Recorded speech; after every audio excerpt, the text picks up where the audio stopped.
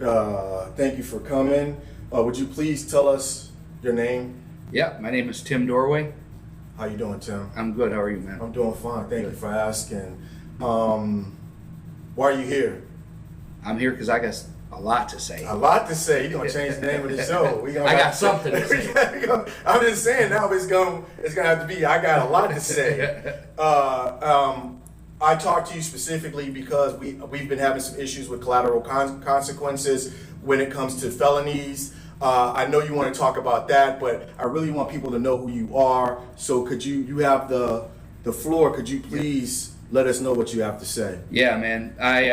First of all, I think this is important, and I appreciate you asking me to come on and bringing a voice to people who are often silenced. Yes, the voice of the voiceless, as we call ourselves. Yes, sir. And you know what? I'm not going to be defined by who I was.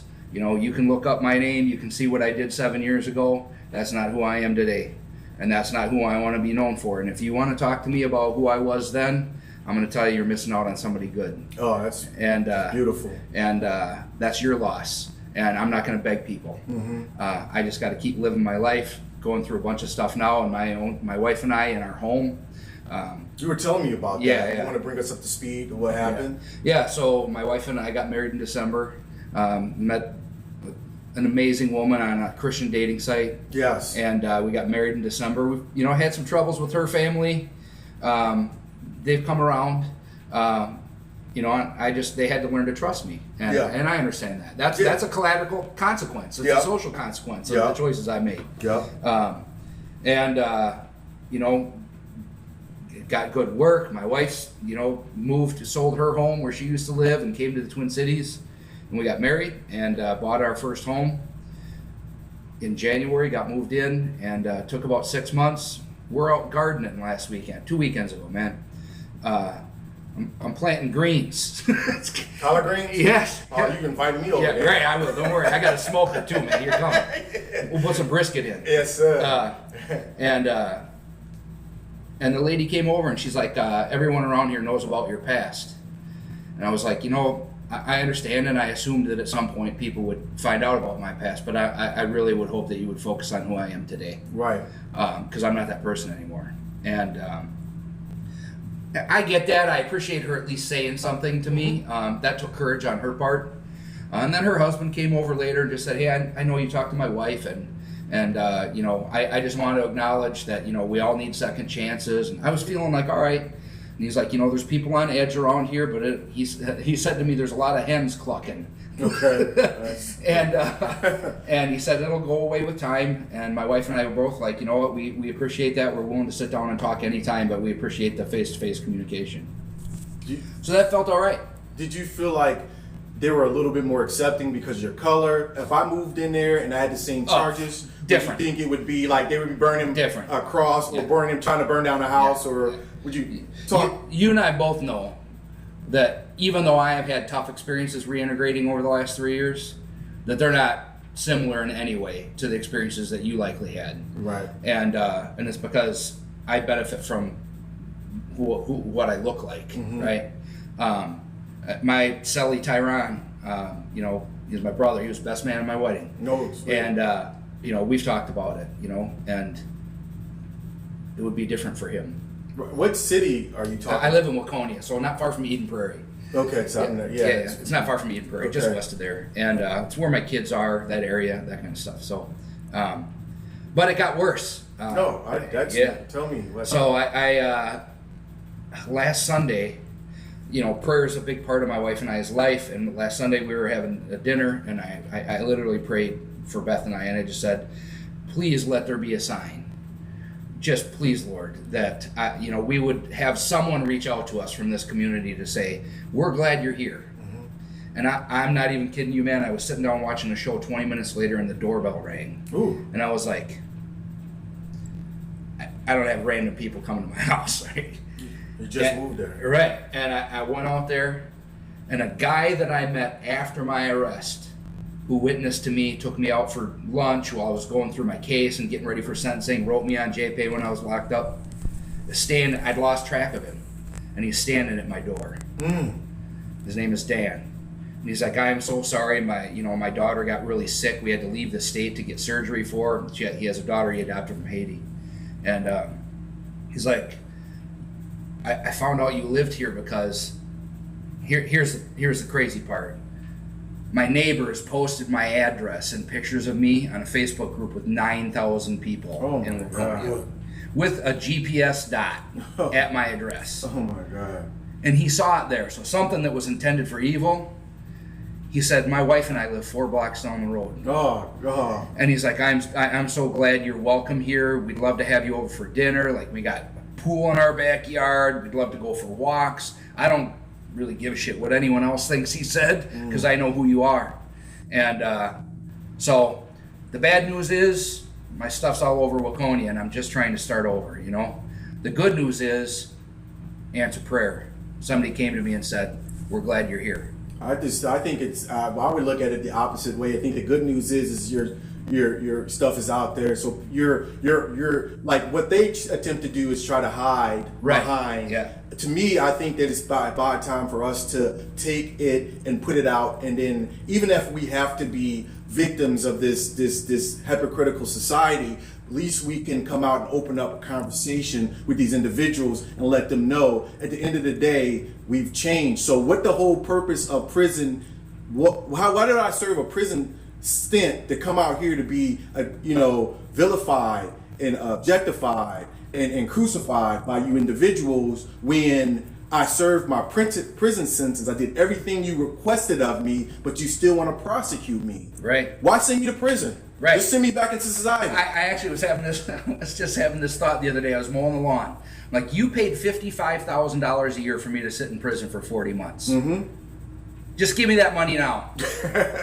Like, pay my insurance, give me my food, give me 55 grand a year, and I'll be peaceful and quiet. Right. That's what but if you don't want to do that, then it's in your best interest to help me and support me when I get out, because otherwise you put me at risk of doing the exact, going back there, and I don't want to do that. Well, the thing about it is that when Paul was here and everybody I've talked about, they've talked about changing the model of incarceration, talking about the individual in prison as your neighbor, and how important that is. So as I before he came on, I really wanted to study that model because I heard about that model, and what's crucial and key to that model is they understand what punishment is. Punishment is the conviction. Once you're sentenced and you accept that conviction, thereafter, everything there is rehabilitation and trying to bring you back into society to make you whole. Right. They forgot about it in this platform. They don't care about it. It behooves them to continue prosecuting you over and over again. And it's like I said, my deal is not the 55. My deal is, if you're spending all that money to send me to prison and prison's supposed to work, then I'm supposed to be rehabilitated. Why even send me to prison if it apparently doesn't work? Because you still think you spent all that money, like you said, that money to send me to prison, but apparently you don't believe that the system works because I'm not rehabilitated. Yep. Why spend the money? And they continue to reinforce that stuff. I mean, it's called the Department of Corrections. Mm-hmm. If I'm so corrected after 40 months, why won't you hire me? Right. Like, why can't I get a job there? Why do I have to wait another year to go visit my brothers that are in prison that I want to help support when they're coming out? Why in my work that I do now, which is reentry work, when they have transition fairs at Lino Lakes or Stillwater or anything, like, why can I not go in there? If you corrected me, then let me back in. Right. And if I screw up, that's on me, and I'll be gone for a long time. Right. But I mean, it's definitely, that's a question that needs to be asked, it needs to be answered, and it's these hard questions that they're running away from, and it's easy for them to take that. It's not even 7 years ago. It's not even 15 years ago. It's not even 30 years ago. It's not even 40 years ago. It doesn't matter. If something has happened in your past, they want that to be the defining moment of your whole existence on this planet. And that's not fair because there's no one else that gets defined by one incident in their life. Right. No one except us. Right. And the other narrative that is so frustrating to me is, and the DOC knows it because they put it in their corrections, their corrections performance report they do every year. I work for an organization full time that helps people who need to complete their sex offender treatment, and that's the lowest reincarceration and reconviction rate in the state of Minnesota. Against even a person who committed first-degree murder. Exactly. Okay. And those are the top two, lowest, right? Yeah. They're the lowest reoffense rates. Yet those people don't get access to any step-down services. They don't get to go to minimum security prisons. Yeah, they can't do work release. Nothing. They figured out a way to totally disbar you from everything. Let's go back and talk about what you do. Yep. Let us know. Let our audience know what you do. Yeah. So I work for an organization called Alpha Emergence. We serve 1,100 mostly men who are reintegrating annually. Most of our clients are from doing outpatient sex offender treatment. The key part that I want to bring up here, and nobody's talking about, and it goes back to that rehabilitation part, is, and Commissioner Schnell knows it, and he knows it when he's sitting here, and he will say in meetings, like, this is the group that is least likely to reoffend statistically. But right now, 68% of men with a sex offender treatment mandate are leaving the Department of Corrections having never started treatment. 68%. So they're forcing them to do it on the streets. Yeah, where you got to pay for it, right? You have to miss work. Talk about the insurance. Does insurance cover that? It depends on your insurance. But do you want your insurance to cover that? Yeah, of course you want your insurance to cover that. Does that ever come back in my employment history? Say I have a job now. Yep. I'm not hiding anything from them, but now I'm utilizing the insurance for the purposes of my offense. Yep. Is that? They don't see that. Okay. No, they don't. They'll see it on a background check probably, but I know the DOC policies themselves. Obviously, I want to go back to something that you said. I was watching a documentary once, and it was about Norway or Finland, one of their prison systems, and they walked through one of the units, and they were talking, and they're like, "This looks like an apartment." Yeah, right. And there's a private bathroom in there, and the beds look not like anything you and I slept on. Right. And they asked the question, like, this looks comfortable. Why would you have a place that's supposed to be about punishment comfortable? And the warden's comment was, the punishment is being away from your family and the community. But we want you to get yourself right so that when you leave here, we don't ever see you again. And 1/3 of their prisons are empty, whatever country it was, because they rehabilitate people and put them back on the streets and help them. And we have systems in place in the Department of Corrections and in society in general that don't allow or make that much more difficult to happen. Have you ever thought about why is that? Because it's like I'm gonna give you $1 billion to create this factory, and I need you to produce these widgets. At the end of the day, you produce no widgets. The factory is a mess, but I'm going to give you another $1 billion, and another $1 billion, and another billion. So why, in society, and it's not like I'm hiding anything from you. At the end of the day, you can't, the product is not working at all. It does not work. But you're still willing to give me this money over and over again. Have you ever sat back and asked yourself, like, why is this? Why does this make sense? Why are we the only ones complaining about what's going on? Why is society not mad that their dollars being misspent? Because they're sold a narrative of fear, right? Okay. I mean, this hat says fear is a liar, right? And it is. My neighbors are afraid of something they don't know. Right. When the neighbor woman is out literally the other day measuring for a privacy fence along the lot, I'm giggling my ass off, right? And it's not really funny. It's really sad. It is.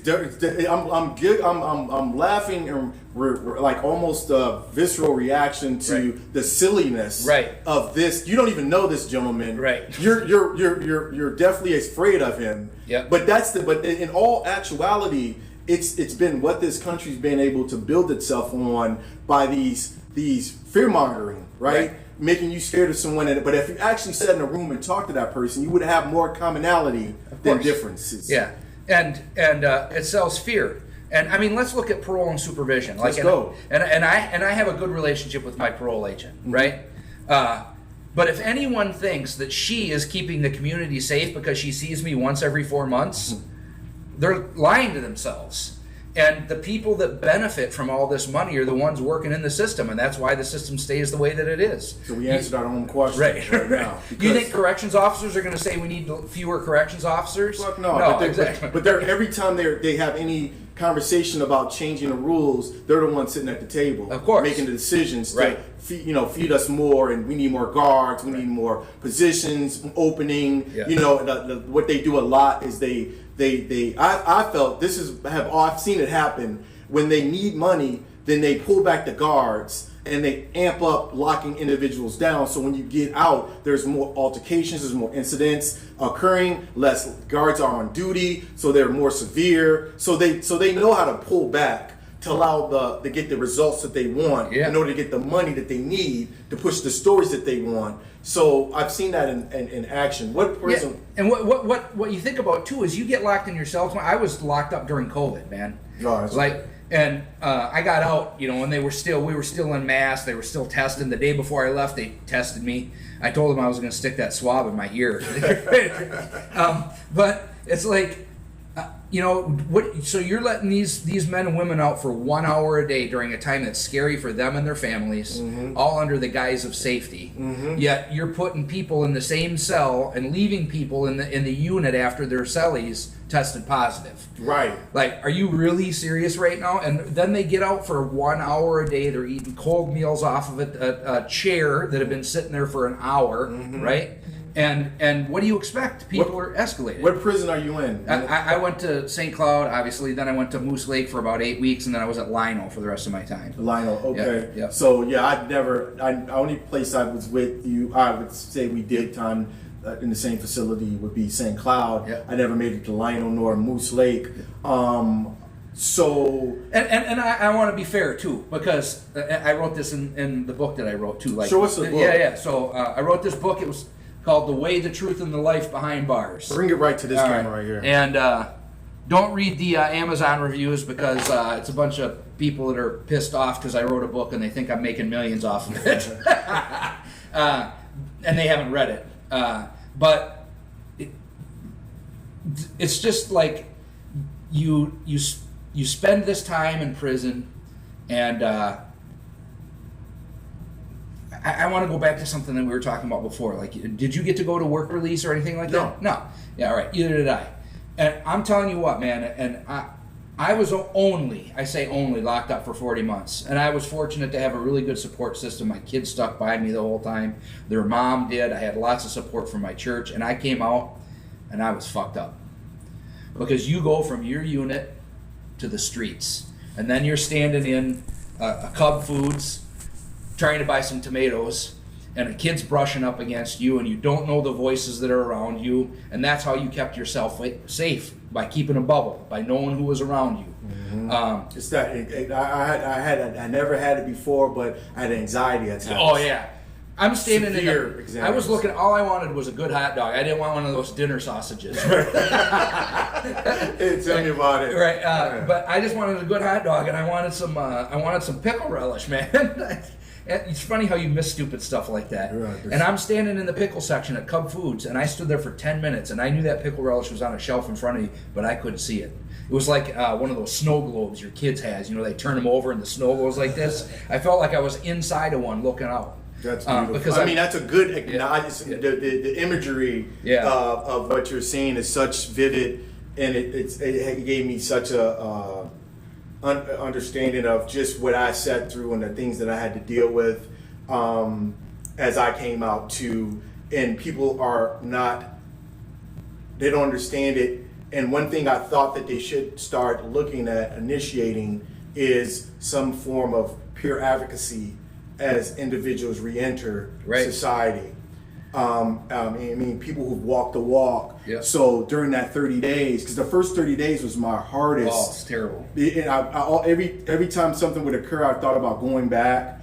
Just going back, because it was some type of, even though it was a hostile environment, there was some type of calmness within that, and safety, familiarity. You could get into that room and be on that bunk, and I don't ever want to go back there. Never wanted to go. However, there's still that piece, exactly what you're saying, where you're like, I didn't have to worry about any of this crap. Right. When I was sitting in that bunk. None. Right. With my clear television, watching some garbage on TV, and eating that damn bullshit ass canteen. Terrible. Yeah. Processed meat and cream cheese that's been sitting at room temperature for. Yeah, rice that's made of plastic and stuff that you've smuggled from the cafeteria. Right. You know what I'm saying? Yeah, and I remember what I was going to say that I lost my space on too when I wrote this book, and I really mean it. I don't want to paint all corrections officers as terrible, because there are some good ones. And I'm not gonna when we get back on when we come back on camera and we actually have our interview conversation, I want to bring you back. I want to challenge you on that. Yep. Because I have my own experience with it, and I just want to elevate that conversation. Yeah. At least I will say this, in my experience, which is probably very different than yours, there were one or two officers that I felt like really cared about the best interests of people and wanted us to do well. And that's very important. But that doesn't mean I trusted them. let's take a quick break. I got to make a telephone call. That's not pay some bills, do what I got to do. But I really want to. How much time do I have with you? I got to pick up my wife at 1 o'clock. Okay. So I can be here till 12:30. Cool. So let's just break and come back on the camera. I'm gonna make this quick telephone call, and we're gonna get down to business. All right.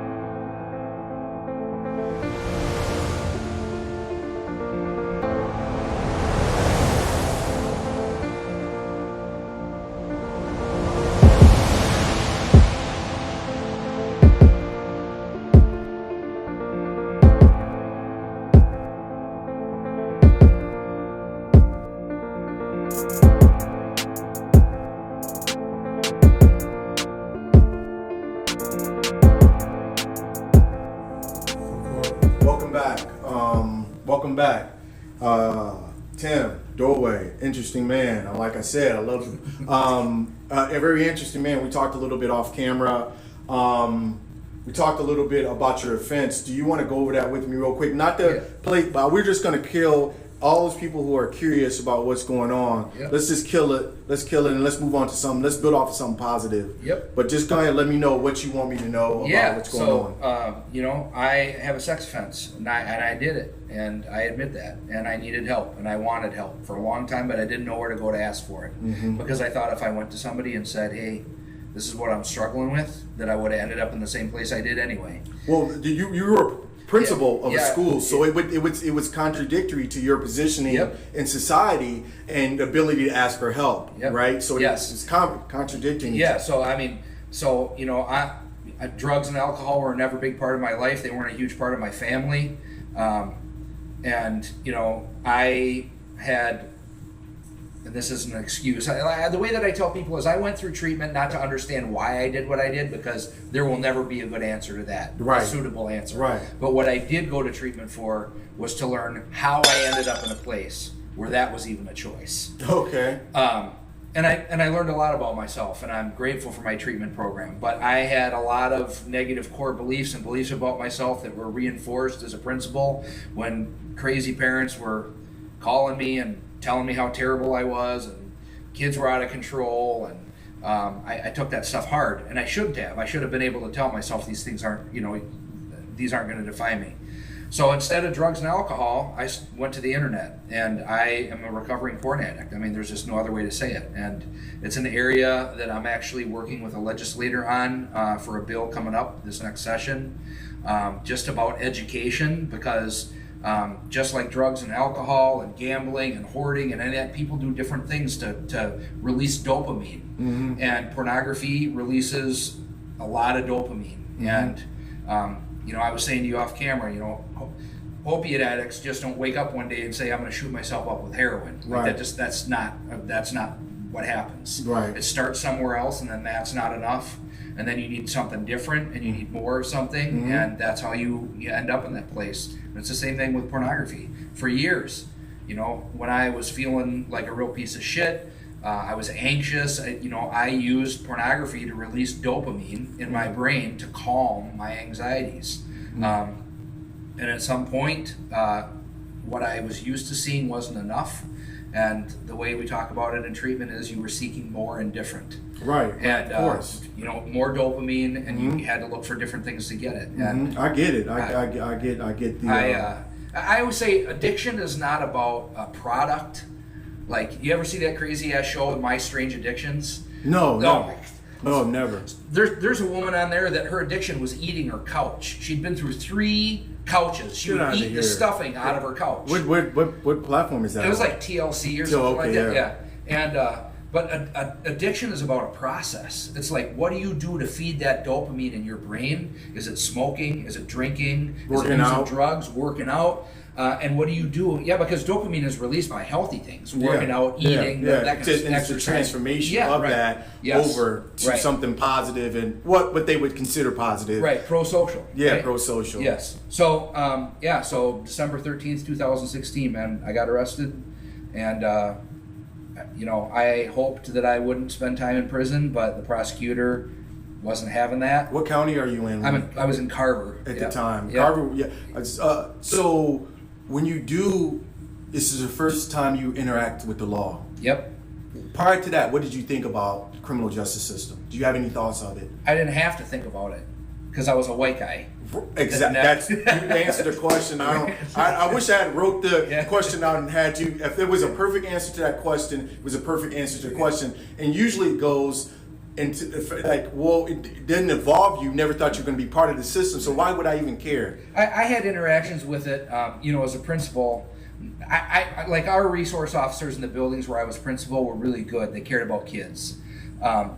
I worked as the principal at Mayo High School in Rochester for 4 years. I loved that school. It truly represented all of Rochester. We had the poorest of the poor kids and the richest of the rich and everything in between. That school just really was a Rochester. Was it a high school? Yeah, high school. Yeah, our kids spoke 65 languages. Oh my God. But I had experience I didn't have personal interactions, but I heard from some of our students of color about how they were policed in the community. And so I was very aware of that. Learned a lot through training that we did about equity and race and how my whiteness impacted my life, how it still impacts my life. But one of the best things that could have happened to me, quite honestly, even though I hate to admit it, was to get locked up. And I was going to get to that because I've talked to individuals, and I was riding with somebody, talking to somebody about something, and we talked. I explained to them about a conviction, and they talked about it as this burning desire to do something. And the word conviction means several different things. And I think a conviction that we have had or we've gone through has, at a time, it unfroze us to a point that we're able to, those who are smart, figure out the purpose of that conviction and be able to utilize it to spring off and make something positive come about. With you, it became this organization you were telling me about off camera. Yeah, so I have the full-time job that I talked about. I also serve on the Minnesota Second Chance Coalition Board, which is, I think, where you maybe found out about me. And I work part-time just kind of as a community resolver with an organization called We Resolve. Tell me about that. Yeah, That's where I want to go. We Resolve is one of 23 hubs in the United States for something called participatory defense. Mm-hmm. And our job is, we're not there to determine guilt or innocence. That's not our job. Our job is to be visible community support in court for people that are often not represented in court, and to make sure they have a fair trial and they're represented. So what it looks like is, I'll give you an example. We worked with a young woman named Landis, one of the most kind human beings who, in a fit of rage, made a decision that impacted her life and someone else's for a long time, forever. And she was asleep in her car. Somebody broke into her car and took her cash. And she woke up. I mean, we all know how we are when we get awakened by something that started listening. You don't know what ends up. And she jumped in the front, put the keys in it, started driving, and ran the guy down and killed him. And she was looking at a lot of time. I will also give Miss Landis, a lot of credit, because she went to the police department right away and said, "I just hit somebody and this person needs help." Okay. And her family wrapped themselves around her. They reached out to us. We packed the court at every one of her hearings. We connected her. We helped to get her bail reduced. We connected her with some community organizations. She found a job. She had housing. She was doing some other community work that she needed to do. She was facing a lot of time, and she convinced the court that she was worth the risk, and she's living in the community. She has a probationary sentence. She has some requirements about that she needs to do each year, but the system would have locked that woman up, and she is made right. And was she African American? Yes, yep, African American. So how close is that to? Because I had Raj on it. You familiar? Do you know? Oh yeah, Dr. Raj. Dr. Yeah, Raj, absolutely. my man. Yeah. I just ran into. Yeah. What's up, Dr. Raj? What's up, Dr. Raj? I was just with him. I gave him one of these shirts on Thursday, I think it was. I've seen it. As a matter of fact, I think I seen him on Thursday or Friday. Ran into him at a coffee shop. Yeah. And just always a man of just. He's a gracious man. Yes. And unspoken intelligence, and he's at the forefront of what criminal justice should look like. Yes. How close to what you're doing is restorative justice?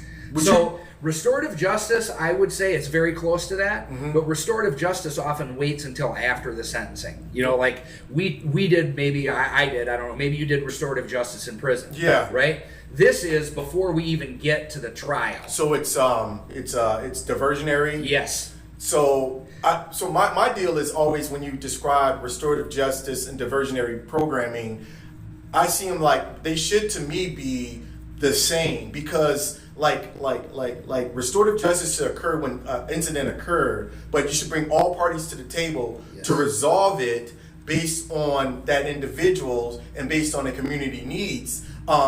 And it should look like diversionary. It should never look like they made it look like restorative justice once you get into prison. Right. And it should never been that. It's always been a diversionary. Yes. That's how all the parties should be sitting at the table, yes, deciding what this community member should do to make the community whole again. Yes. So we a lot of our work is about showing visible support. Packing the court. The name of the organization again, please. Yeah, it's called We Resolve. And you guys have a website and all that. Yep. I'm going to put that up so people can, because this is the first I'm hearing about it. We're fairly new. Damon started it about 2 years ago. He and his daughter, Nuseba, and they, it's grown some. We're funded only by philanthropic organizations currently and private donors. And one of the major things we do is we help people create social biographies. What's his story, the founder's story? Why did he get involved with it? Do you know? Damon, you should have him on sometime. I will definitely. That's why I want to check him out. Damon has a lot of roots here in Ramsey and St. Paul. And I don't know exactly how he found out about the organization. That's something that he'd talk about. But, he did some surveying with people in this community and said, what's wrong with the system? And I don't want to mess it up, but essentially they said, when we're innocent, we don't get a fair shake. When we're guilty, we get punished too harshly. Yeah. And when we need help or we have a crime committed against us, it doesn't ever get solved. And so this organization is built around those principles, using this organization's model called participatory defense. That's sweet. That's such a and the product at the end is we create what's called a social biography, which is to humanize the person that's being charged. And let's keep your thought. Yep. And I want you to go further with that. But as I said, in prison or county jail, and I've seen the reports, because as in county jail, some people had like headphones at the time. There were headphones available, and the one rock station, I want to say in Minnesota, KQ maybe? KQ had a story on me, and just read the police report, and they were doing, and everything that they were reading about was pro-police, pro-law enforcement, and it was just a joke. And in my mind, I've always wished that there were an ability for me to change that narrative, and that's why we got out and started I Got Something to Say, specifically because because what you're seeing right now, and it seems like it's turning into something, because people are seeing now what's being reported by us is one-sided. Exactly. Yeah. And so that social biography, We have a professional photographer that goes into the home if they're out on bail and takes pictures of them with their family members and the community. We put those photos in there. We put in like people are allowed to tell kind of their story about their life. Like, these are the things that I grew up with. These are the things I'm really proud of. I mean, if you could really think about when you were a kid and you got to do like put stuff up on the board about yourself for third grade presentation or whatever and say, these are the things I'm proud of, these are the things that I want to do for my future, this is my family, this is what we present to the prosecution, the defense, and the judge in these cases. Stuff that goes by the side that I wish, because at the time when I was sitting in prison, I was like, this is so much about this mistake I made, but I'm so much more than it. I'm a father. I'm the father who goes to parent-teachers conferences. I'm the father who shows up at every football game. I'm the uncle that's there for his nephews and nieces. Yep. Like, where is that at? Right. So that's what this provides, the social biography. Beautiful. Is that just statewide or is that national? It's national. So sweet. It started in California. That's sweet. Yeah. And we work primarily in Ramsey right now. We've got some cases, and I just did a report the other day for us. I want to say in the last couple of years we've had 30-some clients, and I want to say 25 of them were Ramsey, like 5 of them were Hennepin, and there was a couple in Dakota as well. Tell me how many people you've diverted. It's over 30, and in time saved, we've saved. We just had a 200-year celebration. So the system likes to say time served. Yes, we say time saved. Yeah, and let's talk about it like that. The calculation was 215 years as of right now. And we also, I calculate how much we save taxpayers when we keep people out of prison. So give us the numbers. $9.86 million. That's unbelievable. Where's these fiscal conservatives at right now? Right? Where are they at now? Well, the answer is lock them up, but then they got to pay for it, and then they bitch about that. Yeah, exactly. Right? So is that on your website, or is that yes? Yep. That those numbers you gave me? I'm a link to that. You're married now. Yep. Happily married. Happily married. What does the future? Where are you feeling? Where are you going to be at? You're doing a lot of stuff. Maybe too much, but it's good work. I said in my sentencing statement, and I read a statement at sentencing, and I promised that judge and my family and everyone in that courtroom that I would do my best to make the best of this for myself and for other people. You have, man, and I'm trying. You have I'm trying. Like, listen. Like in what you've said from what where you're at in all these spaces, doing the things that you're doing and the good work that you're doing. I don't know who can say they wake up and find themselves as doing as much and being as instrumental as you are. And you could easily turn your back. You could easily just shut the hell up. You could easily just went and hid in that hole that they want you to go in. You're out there. You're saying, attack me, if you want, but really sit down and talk to me. Yeah. And I'm sure you'll walk away impressed. And I am very impressed. What I want to do is go on break and come back, get on camera with you, and chop it up with you before you have to leave. All right.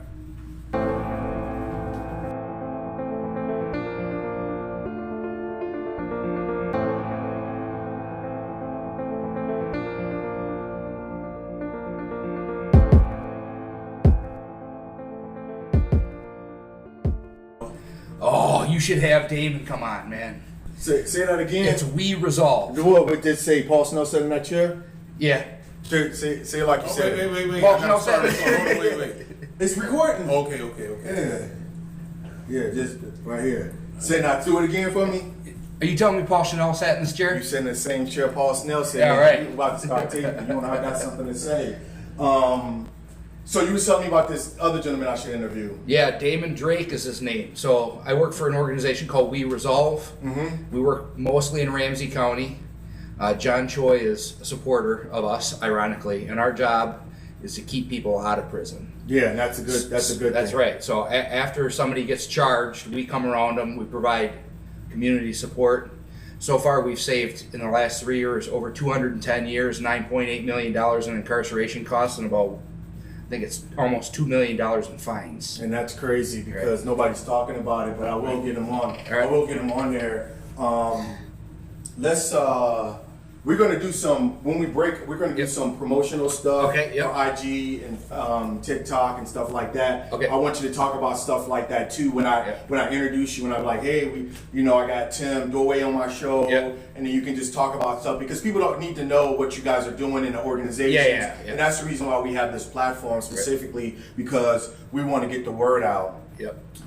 When I sent you the story that they wrote about me, you said you had already read it about me, and you're like one of the first people who said that to me. Yep. So when you ran my name, did it pop up? Yeah. So that story popped up. Yep. So you noted that's that Bob Knowles paper from Minneapolis police. Yeah. That guy who was that asshole racist that was so that's his paper. That's why they wrote the story, and and I'm getting ready. I'm in the process of talking to individuals about a defamation, slanderish case because what they've done is they took, even though the charges was dismissed against me, they took what that supposedly CO said as fact instead of checking against public record. And the other part is, man, they so want to focus on who we were or what we supposedly did. Right. That's not the life you're living now. Exactly. I'm glad you said that because that was the whole purpose of having Paul Snell on the show. Right. To be like, this is a transformation.